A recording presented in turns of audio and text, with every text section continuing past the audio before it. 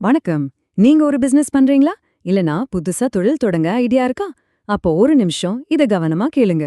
இந்தியால பிசினஸ் பண்ற ஒருத்தரும் தெரிஞ்சுக்க வேண்டிய ஒரு முக்கியமான, ஒரு அதிரடியான புதிய வரி விதி வந்திருக்கு. இது நீங்க பணம் கொடுக்கல் வாங்கல் செய்யற முறையே மொத்தமா மாத்தப் போகுது. சரி, இன்னைக்கு நாம என்னென்ன விஷயங்கள முழுசா அலச போறோம்னு ஒரு சின்னதா பாத்துடலாம். முதல்ல இந்த பணம் குடுக்கறதுல ஏன் இவ்ளோ தாமதமாகுது, அதோட மூல காரணம் என்னன்னு பாப்போம். அடுத்து இந்த பிரச்சனைக்கு அரசாங்கம் கொண்டு வந்திருக்கிற புது தீர்வு என்ன, அந்த 45 நாள் கெடுன்னா என்னன்னு தெளிவா புரிஞ்சுக்கலாம்.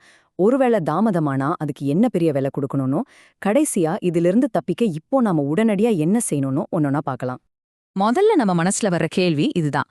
எதுக்காக அரசாங்கம் இப்படி ஒரு கடுமையான சட்டத்தை கொண்டு வரணும்? சும்மா பணம் கொஞ்சம் லேட்டா குடுக்கறதுல என்ன பெரிய தப்புன்னு நீங்க நினைக்கலாம். ஆனா உண்மையிலே அதனால வர்ற சிக்கல் என்னன்னு இப்ப ஆழமா பார்க்கலாம் வாங்க.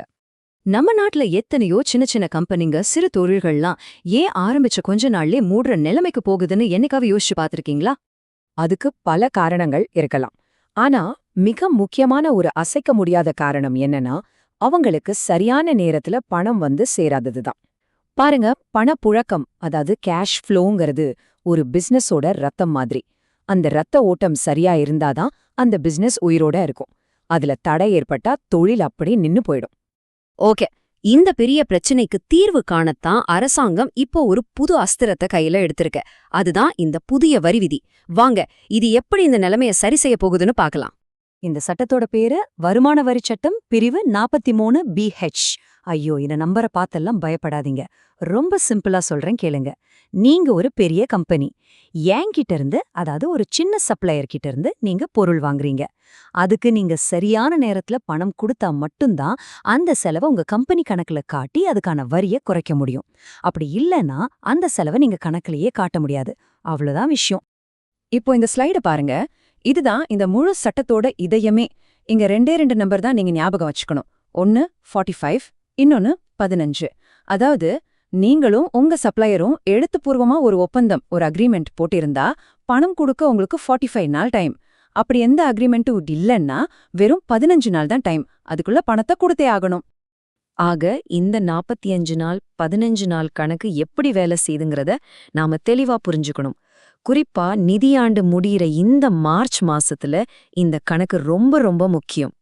இந்த டைம்லைன் இத ரொம்ப அழகா சொல்லுது. பாருங்க, ஒரு சின்ன சப்ளையர் உங்களுக்கு பொருளை டெலிவரி செஞ்ச அந்த முதல் நாள் அப்பவே உங்களுக்கான டைமர் ஸ்டார்ட் ஆயிடுச்சு. டேக் டேக் டேக் ஒப்பந்தம் இருந்தா அதிகபட்சம் 45 நாள் டைம். ஆனா எல்லாத்துக்கும் மேல ஒரு கடைசி தேதி இருக்கு, அதுதான் மார்ச் 31. அந்த நிதியாண்டுக்கான எல்லா பாக்கியங்களையும் இந்த தேதிக்குள்ள நீங்க செட்டில் பண்ணா மட்டும்தான் அத செலவா ஏத்துப்பாங்க. சரி, சொன்ன தேதிக்குள்ள பணத்தை குடுக்கலைன்னா என்ன ஆகும்? ஒரு சின்ன ஃபைன் போடுவாங்களா? இல்லைங்க, விஷயம் அதை விட ரொம்ப சீரியஸ். இந்த விதிய நீங்க மதிக்கலைன்னா நீங்க கொடுக்க வேண்டிய விலை ரொம்ப பெருசு. வாங்க, அது என்னன்னு பார்க்கலாம். வாங்க ஒரு சின்ன கணக்கு போட்டு பார்ப்போம். உதாரணத்துக்கு, உங்க கம்பெனி ஒரு சின்ன சப்ளையர் கிட்ட இருந்து 1 லட்சம் ரூபாய்க்கு பொருள் வாங்குதுன்னு வச்சுக்கலாம். இப்போ கேள்வி இதுதான். இந்த 1 லட்சம் ரூபாய் பில்ல நீங்க அந்த கெடு முடிஞ்ச பிறகு, அதோட மார்ச் 31ஆம் தேதிக்கு பிறகும் கொடுத்தா என்ன நடக்கும்? பதில் ரொம்ப சிம்பிள், ஆனா ரொம்ப அதிர்ச்சிகரமானது. அந்த செலவு நிராகரிக்கப்படும். அதாவது வருமான வரித்துறையோட பார்வையில நீங்க செஞ்ச அந்த 1 லட்சம் ரூபாய் செலவு செலவே கிடையாது. அவங்க என்ன சொல்வாங்கன்னா, சாரி, இதை நாங்க செலவா ஏத்துக்க மாட்டோம், இதை உங்களுடைய லாபமா தான் நாங்க பாப்போம்னு சொல்லிடுவாங்க. இதனால என்ன ஆகும் தெரியுமா? உங்க கம்பெனியோட லாபம் 1 லட்சம் ரூபாய் அதிகமா இருக்கிற மாதிரி கணக்கு காட்டும். அந்த 1 லட்சத்துக்கு நீங்க 30% வரைக்கும், அதாவது கிட்டத்தட்ட 30,000 ரூபாய் வரைக்கும் அதிகமா வரி கட்ட வேண்டியிருக்கும். சிம்பிளா சொல்லணும்னா, நீங்க பண்ணாத லாபத்துக்கு நீங்க வரி கட்ட போறீங்க.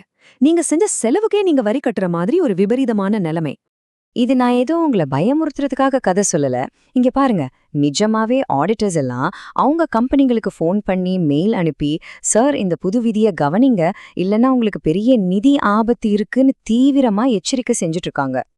ஐயோ, இவ்ளோ பெரிய சிக்கலான்னு பயப்படாதீங்க. இதுக்கு ஒரு தீர்வு இருக்கு.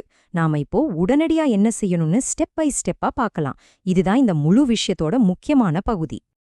நீங்க பொருள் வாங்குறவரா இருந்தாலும் சரி, விக்கிறவரா இருந்தாலும் சரி, இந்த 3 விஷயங்களை உடனே செய்ய ஆரம்பிங்க.